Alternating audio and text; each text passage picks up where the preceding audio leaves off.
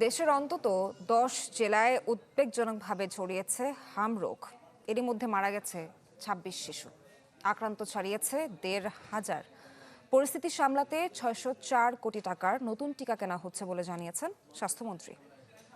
নগদ নিয়ে এলো হার না মানা হার অফার। সর্বনিম্ন 10,000 টাকা রেমিটেন্স নগদে পাঠালে থাকছে স্বর্ণের হার জেতার সুযোগ। ঢাকা সহ দেশের বিভিন্ন জেলায় হঠাৎই বেড়েছে হাম। শিশুদের নিয়ে অভিভাবকদের ভিড় বাড়ছে স্বাস্থ্যসেবা প্রতিষ্ঠানে।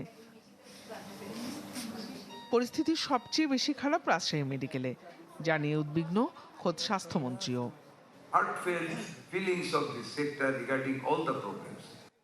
রাজধানীর পূর্বাচলে 17তম এশিয়া ফার্মা এক্সপোর উদ্বোধনী অনুষ্ঠান শেষে এ নিয়ে কথা বলেন তিনি। জানান, আইসিইউ ভেন্টিলেশন সংকটে 11 দিনে মৃত্যু হয়েছে 33 শিশুর।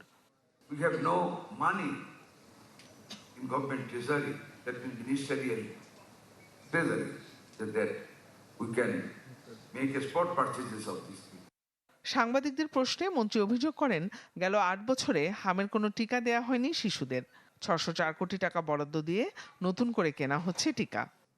8 বছর আগে মিজেলসের ভ্যাকসিন দেওয়া হয়েছে, এরপর আর ভ্যাকসিন কোনো গভর্নমেন্ট দেয় নাই। আমরা কিন্তু এর মধ্যে 604 কোটি টাকা বরাদ্দ করেছি, পারচেজ কমিটি পাস হয়েছে। আমরা এপিআই ইনক্লুডিং ওই ভ্যাকসিন আমরা সব কালেকশন করব যথাসময় এবং স্টার্ট করব।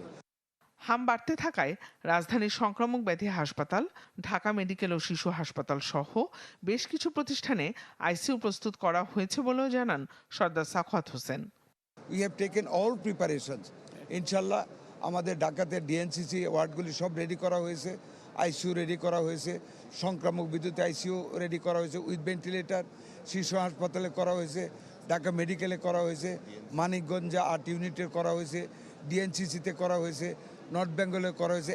স্বাস্থ্যমন্ত্রী জানান, বেসরকারিভাবে এরই মধ্যে 5টি ভেন্টিলেটরের ব্যবস্থা করা হয়েছে, যার 4টি পাঠানো হবে রাজশাহীতে। জিনিয়া কবির সূচনা, চ্যানেল 24, ঢাকা।